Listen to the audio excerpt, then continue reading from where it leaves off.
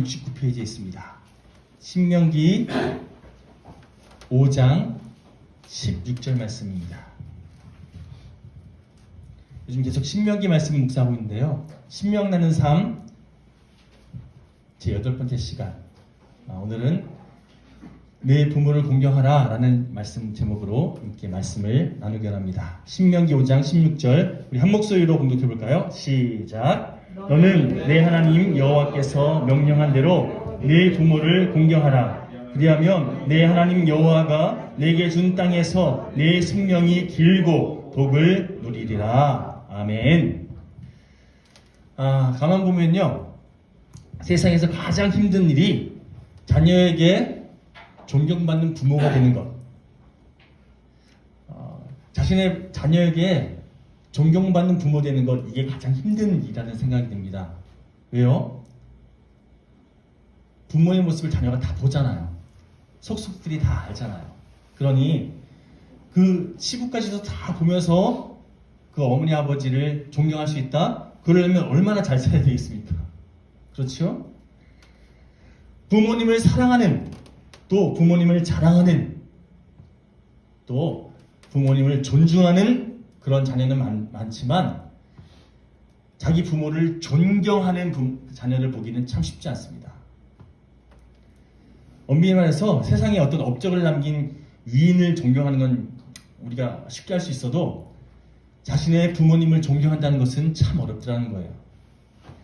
제가 제 큰딸 기쁨이가 다 태어났을 때 이런 소망을 품은 적이 있습니다. 내가 내 자녀에게 존경받는 아버지가 좀 되고 싶다. 됐을까요? 안 됐을까요? 그게 원대한 목표더라고요. 요즘에는요, 이 목표가 아주 많이 수정됐습니다. 자녀에게 사랑받는 아빠라도 되고 싶다.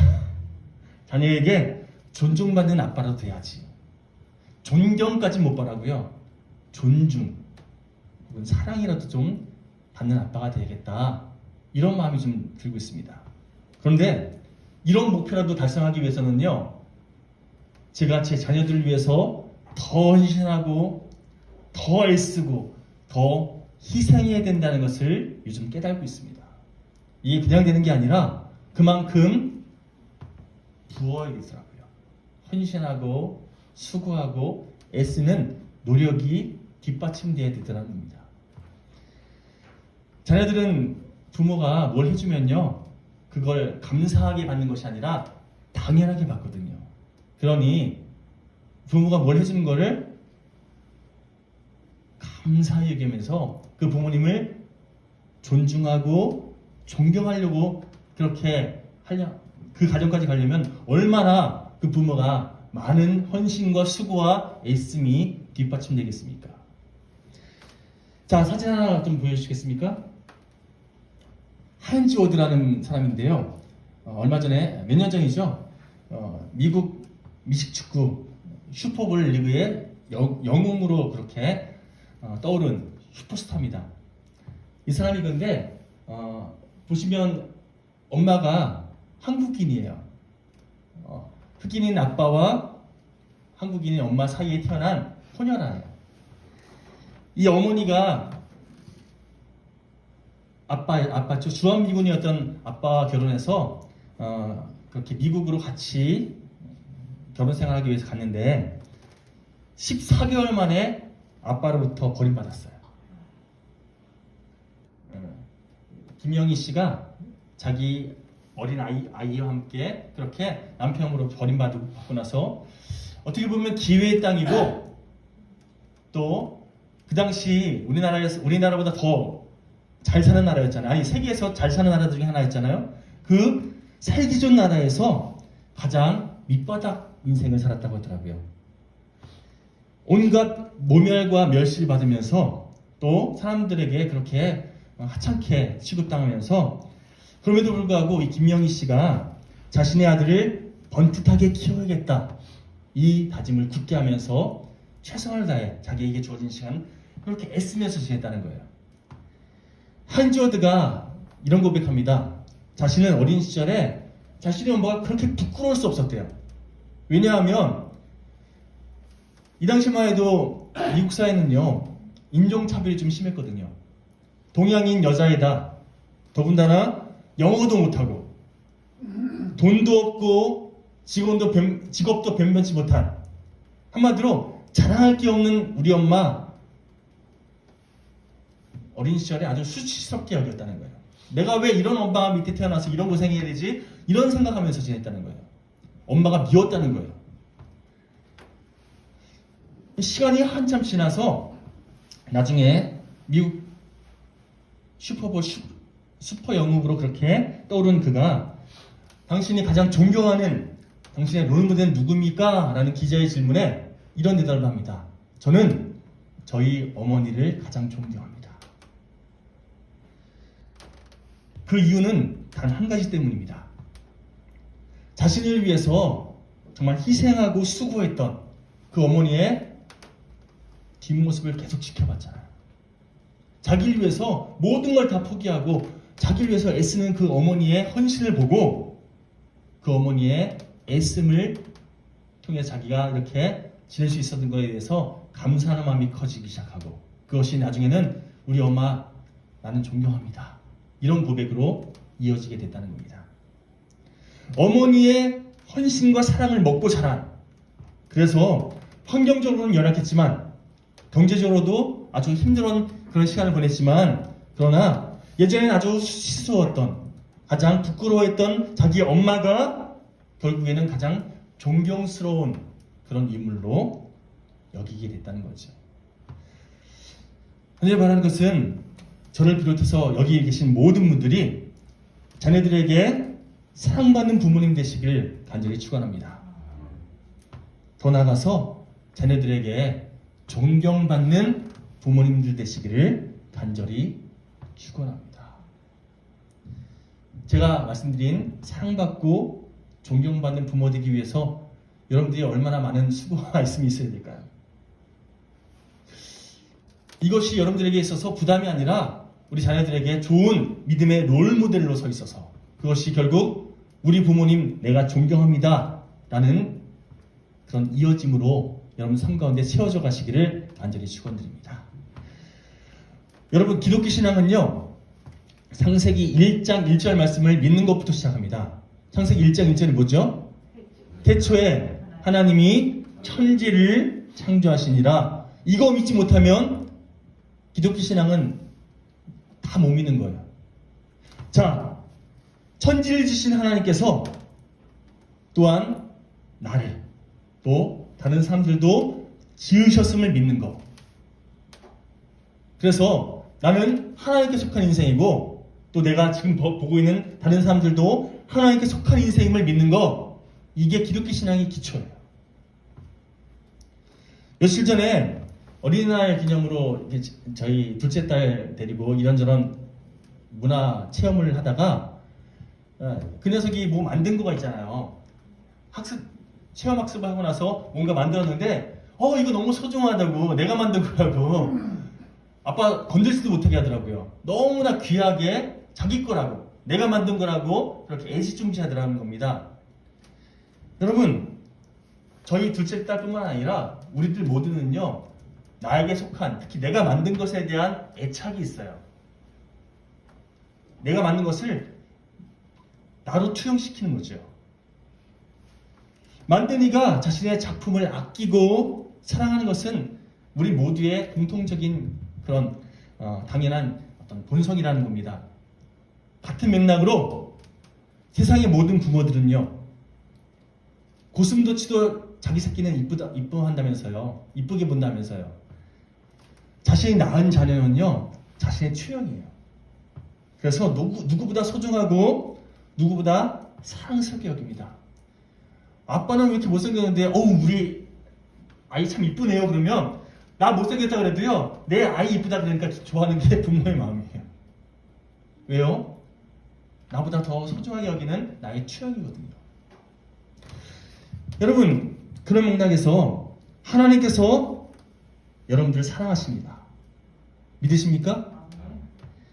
이 말 속에는요, 하나님께서 여러분들을 작품으로 지으셨기에 여러분들 그렇게 소중하게 여기신다 이런 의미도 있고요. 여기 더해서 여러분들을 자녀로 그렇게 사랑스럽게 여기고 계신다, 이런 의미가 같이 있다는 거예요.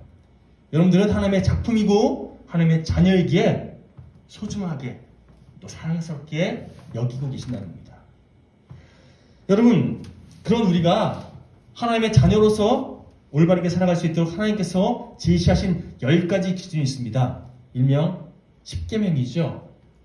자, 이 10계명 잘 보면요, 신명기 4장 9장 10절 말씀 보면 두 개의 돌판에 10계명을 하나님께서 직접 기록해 주셨다라는 기록이 있는데, 그 첫 번째 돌판에는요 1계명부터 4계명까지 결국 하나님과의 관계에 대한 계명이 쭉 소개되고 있고, 또 두 번째 돌판에는 5계명부터 10계명까지 사람들과의 관계에 대한 그런 계명이 열거되어 있는데, 중요한 사실은 이런 10계명에 대해서 예수님께서 1계명부터 4계명까지 이 내용을 한 문장으로 뭐라고 요약하셨죠? 하나님을 사랑하라.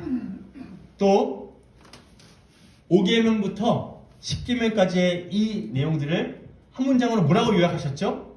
사람을 사랑하라. 이게 10계명의 내용이라는 거예요.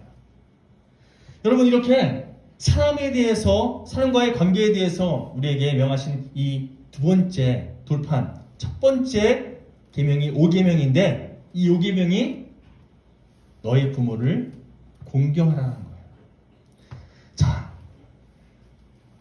사람과의 관계를 제시하는 첫 번째 계명이 바로 5계명이고, 이 5계명이 너의 부모를 공경하라, 이 의미가 무엇인가 한번 생각해 볼 필요가 있지 않겠습니까? 여러분 다 아시는 것처럼 우리네 부모들은요, 저와 여러분과 똑같은 인간이에요. 그래서 때때로 부족한 모습들이 참 많이 보입니다. 부모님들이 실수하고, 부모님들이 또 어떤 때에는 상처 주기도 하고, 그렇죠?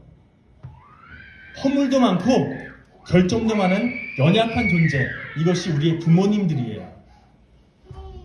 어떤 분들은 성장하면서 부모님에게 이런저런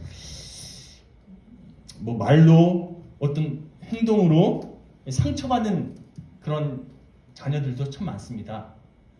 제 아는 친구도 아버지 하면 막 이렇게 고개를 절레절레 흔들어요. 왜냐하면 아버지한테 너무 많이 맞아서. 아버지가 술만 드시면 그렇게 자기를 폭력을 휘둘렀다는 거예요. 자기는 아버지가 세상에 제일 싫다는 거예요. 그런데 그럼에도 불구하고 하나님께서 우리들에게 인간관계의 그 첫 번째 계명, 우리에게 명한 것이 바로 부모님을 공경하라. 이게 왜 그런가요? 바로 부모를 공경하는 것이 대인관계의 기본이기 때문에, 그리고 하나님을 사랑하는 첫걸음이 되기 때문에 그렇습니다. 넘겨주시겠습니까? 예. 한번 읽어볼까요? 1번 시작. 부모 공경이 대인관계의 근본이며 하나님을 사랑하는 첫걸음이 되기 때문에. 여러분, 하나님은요, 우리 눈에 보이지 않잖아요. 영이신 하나님은 우리가 볼 수 없는 분이잖아요. 이 볼 수 없는 하나님을, 하나님께서 우리에게 어떤 말씀하실 때 그 하나님의 말씀에 순종한다? 이게 뭘로 증명이 될까요?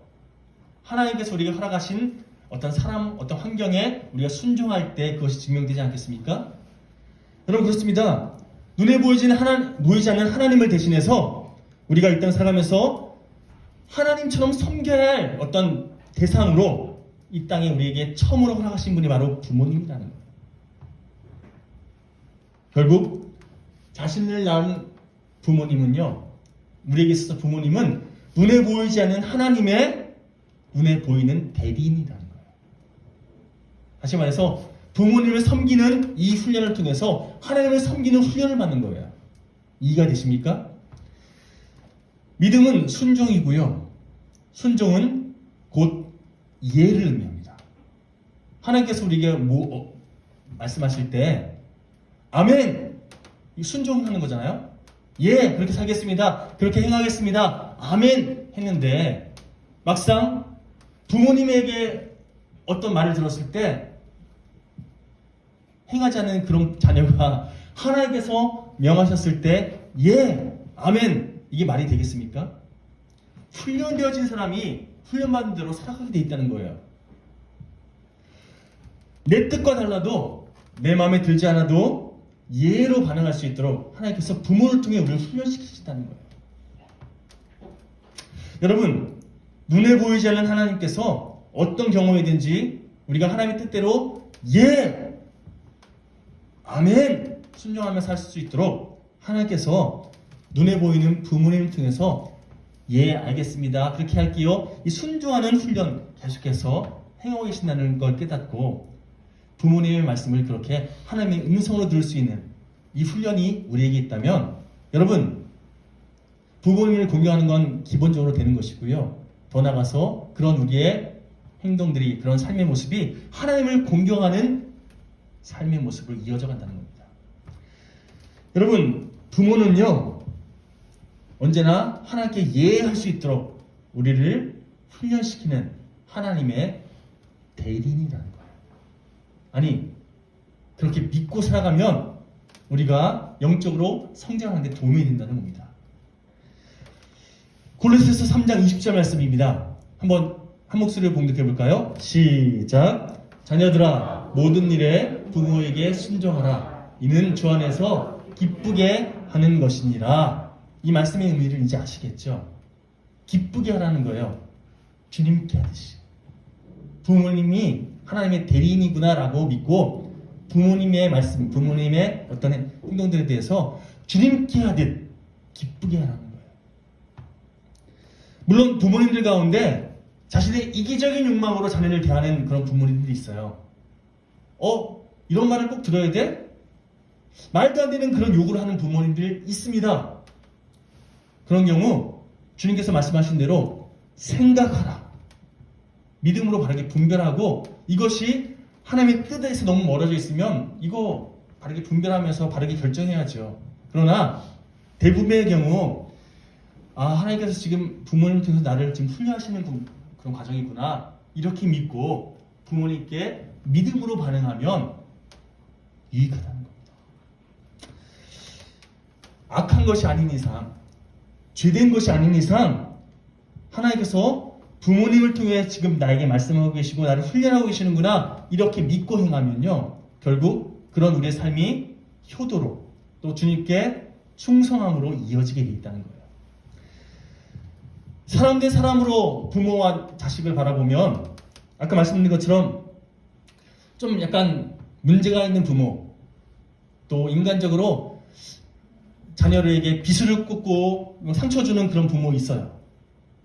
자기 욕심으로 자녀를 함부로 대하는 그런 부모님들 분명히 있습니다. 그래서 부모가 아니라 왼수처럼 느껴지는 그런 부모님들도 있어요. 하지만 여러분, 그런 연약한 인간으로 우리가 바라보기 전에 하나님께서 나에게 허락하신 하나님의 대리인이라는 이런 생각으로 바라보시면요, 하나님께서 지금 이 부모님을 통해서 나에게 순종의 훈련을, 또 내가 하나님의 뜻에 순종할 수 있는 그런 삶의 모습으로 이끌고 계시는구나 이렇게 깨닫고 믿음으로 분별하면서 주님 대하듯 바라볼 때 여러분, 우리의 처신이 달라지게 되어 있다는 겁니다. 더불어 하나님께서 우리에게 부모님을 공경하라 말씀하신 두 번째 이유는요, 우리의 생명이 부모님을 통해서 이 땅에 왔기 때문입니다. 제 소개를 잠깐 하자면 저는 경주 이씨 가문, 이순신 잘 모르겠습니다. 이씨 가문의 저희 집안의 장손이고요. 혈액형은 O형, 또 성별은 남자의, 외모는 저희 부모님을 닮아서 그럭저럭 생겼습니다. 여러분, 제 태생과 관련해서 제가 분명하게 말씀드릴 수 있는 게 제가 지금 소개해드린 여러 가지 내용들은 제가 선택한 게 아니라는 거예요. 다 하나님께서 저에게 허락하신 것들이라는 겁니다. 그렇죠? 제가 이 시간에 태어나고 싶어 태어난 것도 아니고 제가 남자로 태어나고 싶어 태어난 것도 아니고 하나님께서 저에게 이런 삶을 허락하신 거예요. 간혹 이런 불평을 하는 사람들이 있습니다. 보여주시겠습니까? 난 왜 이렇게 가난하다. 난 이렇게 왜 못생겼어. 난 왜 이렇게 할 줄 아는 게 없냐고. 나 이렇게 우울한 집에서 태어난 거야. 왜? 난 이런 삶을 원치 않았어. 차라리 내가 태어나지 않았으면 좋았을 것 같아. 이렇게 원망하고 불평하는 사람들이 참 많아요. 근데 여러분, 이렇게 말하는 사람 치고 자기 목숨이 위태한 지경에 처하게 되면요, 아, 이제야 내가 죽게 되는구나. 잘 됐다. 이렇게 말하는 사람 한 명도 본 적이 없습니다.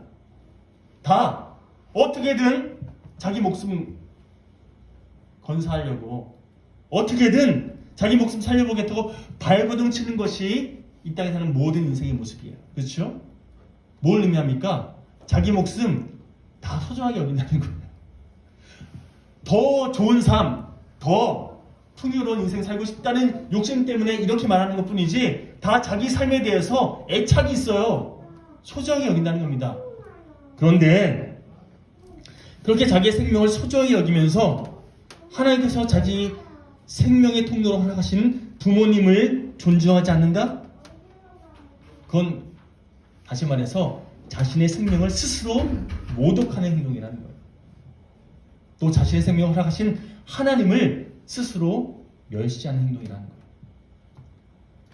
생명의 가치를 제대로 아는 인생이라면요, 내 생명의 통로가 되어주신 부모님을 귀하게 여겨야 됩니다.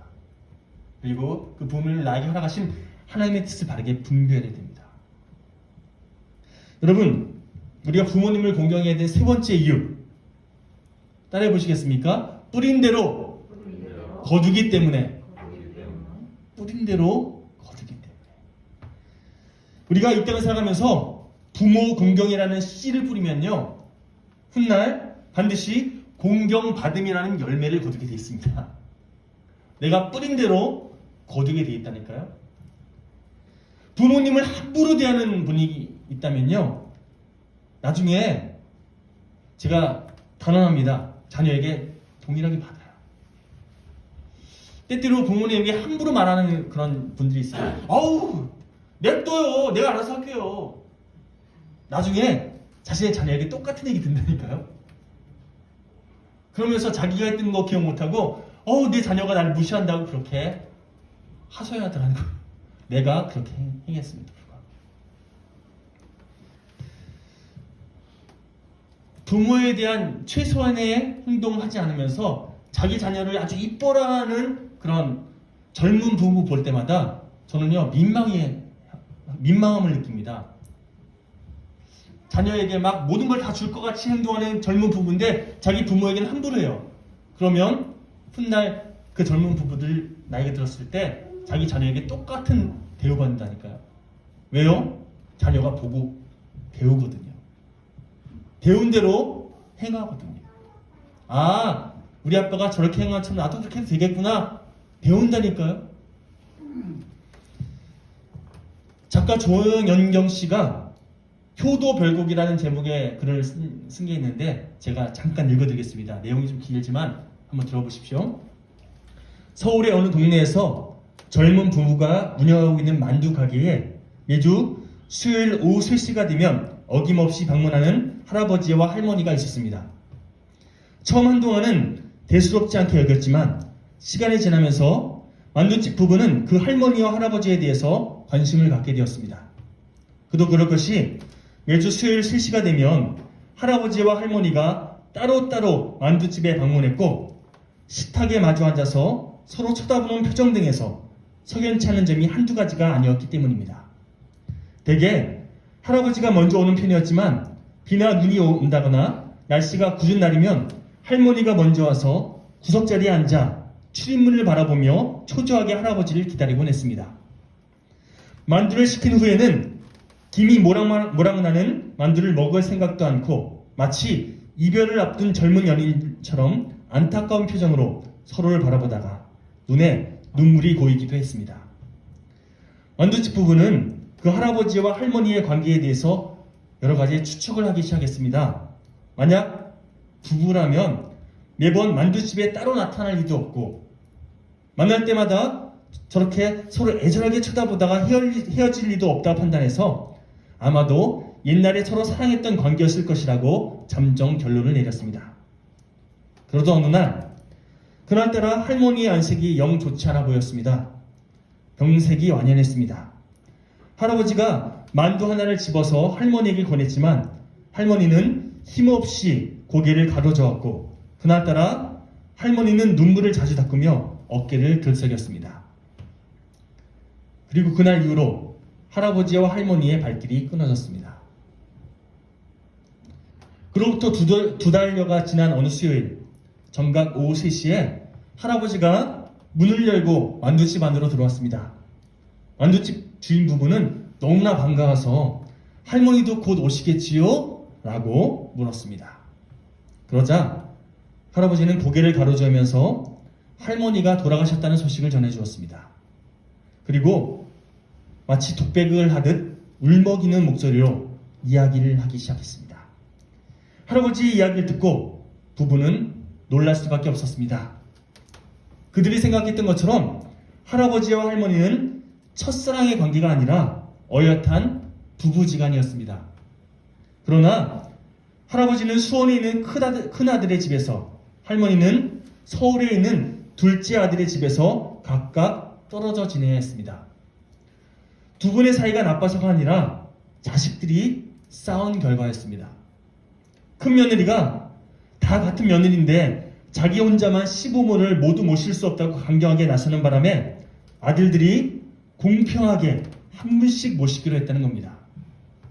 본의 아니게 서울과 수원으로 생이별을 하게 된 할아버지 할머니는 자식들의 눈치를 살피며 매주 수요일 3시가 되면 마치 견우와 진겨처럼 그 만두집에서 일주일에 한 번씩 만나왔던 것입니다.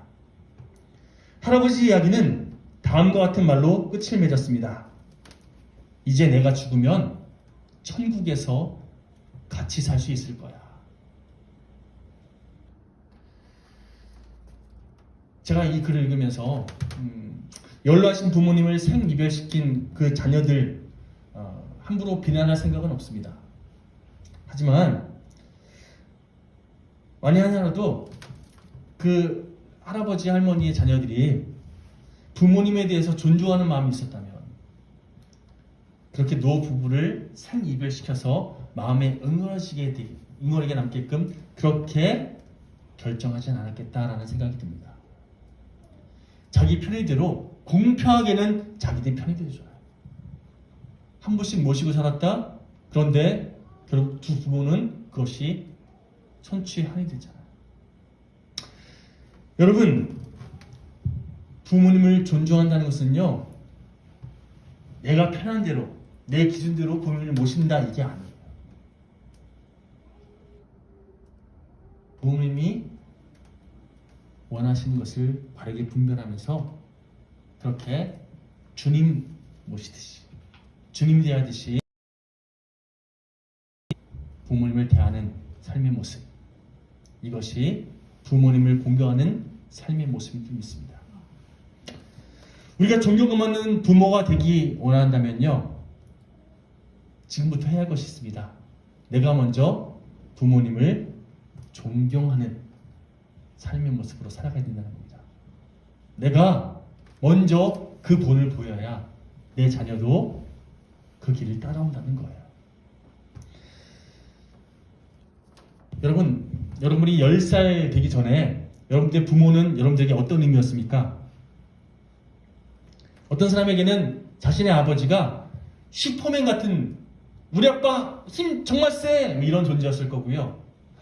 어떤 사람에게는 자신의 엄마가 나를 보호해주는 원더우먼 같은 존재였을 거예요. 그렇죠?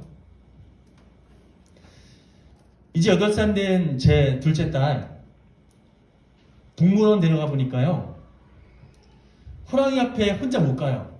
분명 울이 쳐져 있고 자기를 해치지 않을 거라는 것을 아는데도 호랑이가 무서워서 다가가지 못해요. 그런데 아빠가 함께 있고 손을 잡아주면요, 아빠가 뭔가 다 해줄 거라고 믿는지 호랑이 어흥 이러면서 아주 당당하게 호랑이에게 나아갑니다. 여러분, 부모님을 어렸을 때는 세상의 전부로 여겼던, 무엇보다 큰 존재로 여겼던 우리들이 여러분들에게 묻습니다. 지금 여러분들에게 부모님은 어떤 존재입니까? 오늘 함께 봉독한 신명기 5장 16절 말씀, 우리 다시 한번 한 목소리로 봉독하기 원합니다. 시작. 너는 내 하나님 여호와께서 명령한 대로 내 부모를 공경하라. 그리하면 내 하나님 여호와가 내게 준 땅에서 내 생명이 길고 복을 누리리라. 여기서 말하는 생명이 길다, 이 말은요, 양을 의미하는 게 아니라 질을 의미합니다. 여러분, 자녀의 불효와 무시 속에서 100세를 산들 무슨 소용이 있습니까? 자녀들에게 존중받고 하나님께 축복받는, 여러분들이 만약 그런 삶을 살기 원하신다면요, 말씀을 의지해서 부모님을 공경하는 인생을 살아가십시오. 확실하건대 여러분들이 그렇게 살아가면, 그렇게 여러분들이 뿌린 씨앗이 여러분들 스스로가 공경받는 열매로 돌아오게 될 겁니다. 부모에게 효도하는 거, 이건 헛된 일이 아닙니다. 하나님께서 우리에게 명하신 바이기도 하고요, 그것이 우리에게 진정한 유익한 삶의 결과를 허락하기, 이것을 믿고 행하시기 바랍니다. 부모님이 아무리 형편없고 또 내 마음에 들지 않는다 할지라도요, 최선을 다해 주님 대하되 섬기십시오. 그것이 하나님을 섬기는 첫걸음이요, 결국 내 삶을, 내 생명을 내가 스스로 값어치 있게 만드는 그런 기반이 되고, 더 나아가서 내 자녀에게 존중받는 삶을 일궈가는 지름길이 되는 줄 믿습니다. 자, 우리 옆 사람에게 이렇게 함께 믿음을 공면하고 함께 찬양하면서 결단한 시간 되었으면 좋겠습니다. 부모님을 공경하십시오. 시작. 부모님을 공경하십시오.